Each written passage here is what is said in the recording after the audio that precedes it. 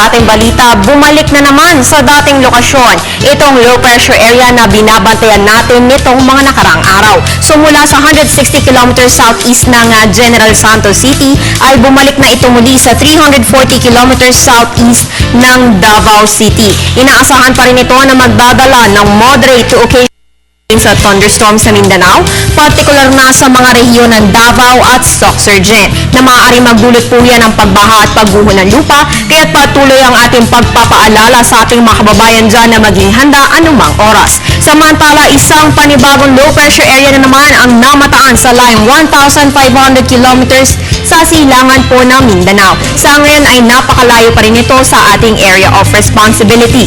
Ayon kay Pag-asa Weather Forecaster Jory Lois, inaasahan na papasok ang naturang LPA sa loob ng 24 to 48 hours. At sa ngayon nga ay medyo humina ang hanging amihan kaya't pwede po itong kumilos pa northwest sa ngayon, no? Pero sakaling lumukas muli ang amihan ay bababa po ulit ang pagkilos nito. At dahil nga malayo pa ang naturang low pressure area ay patuloy lang ang ating pagmomonitor sa naturang mga sama ng panahon dahil hindi pa rin inaalis ang posibilidad nitong maging isang ganap na bagyo.